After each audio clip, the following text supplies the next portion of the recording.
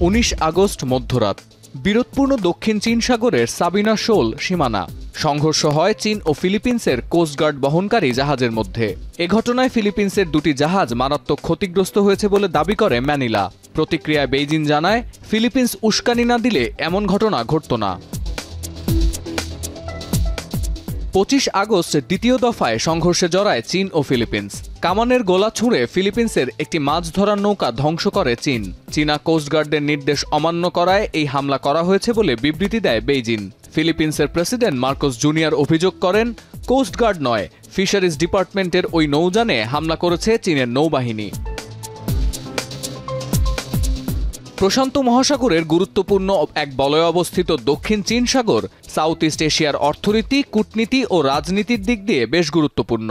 চীন এই সাগরের 90% মালিকানা দাবি করলেও প্রাপ্য অংশ ছাড়তে নারাজ Brunei, Cambodia, Indonesia, Malaysia, Philippines, Singapore, Taiwan ও ভিয়েতনামের মতো দেশ। তাদের অভিযোগ, অনেক আগে থেকে এই সাগর নিয়ন্ত্রণে নেওয়ার চেষ্টা করছে চীন। 1974 থেকে এ নিয়ে দফায় দফায় চীনের সাথে সংঘাতে জড়িয়েছে ভিয়েতনাম ও ফিলিপিন্স। সাম্প্রতিক এই সংঘর্ষ ইস্যুতে ফিলিপিন্সকে সমর্থন দিয়ে চীনের নিন্দা জানানোয় অস্ট্রেলিয়া ও জাপানকে সতর্ক করেছে বেইজিং। পাশাপাশি বিরোধপূর্ণ সমুদ্র সীমায় উস্কানিমূলক কর্মকাণ্ড করা থেকে বিরত থাকতে ম্যানিলাকেও বার্তা দিয়েছে তারা। 中方一贯认为，国与国之间的防务和安全合作应当有利于维护地区和平稳定。চলতি বছর গ্রীষ্মের শুরুতে এই সেকেন্ড থমাস শোলকে ঘিরে শুরু হয় চীন ফিলিপিন্সের সংঘাত। এই ইস্যুতে জড়িয়ে আছে বিশ্বমোড়ল যুক্তরাষ্ট্রের নামও। সীমানা বিরোধ নিয়ে সরাসরি কোনো পক্ষ না নিলেও ফিলিপিন্সে যুদ্ধজাহাজ এবং যুদ্ধবিমান পাঠাচ্ছে ওয়াশিংটন, এমন গুঞ্জন আছে নানা মহলে। চীনের গণমাধ্যম বলছে, নৌপথে চলাচলের স্বাধীনতা রক্ষার দোহাই দিয়ে বেইজিংকে চাপে রাখাই তাদের মুখ্য উদ্দেশ্য।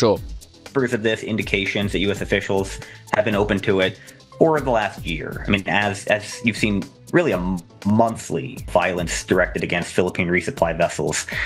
The Philippines has been the one saying no to this.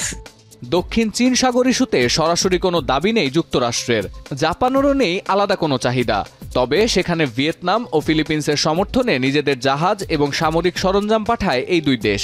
সম্প্রতি তাইওয়ান ইস্যুতে US National Security Adviser Jake সালিভানকে সতর্ক করেছে বেইজিং। তবে চলমান এই সংঘাত বন্ধ না হলে বড় বিপর্যয়ের আশঙ্কা রাজনৈতিক বিশ্লেষকদের।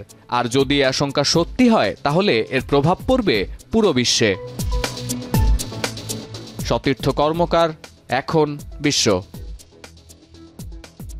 সানবিট সব দিবে সামাল। সানবিট ম্যাজিক প্রেস ডিশওয়াশিং এর মাথা ঘোরানো সলিউশন।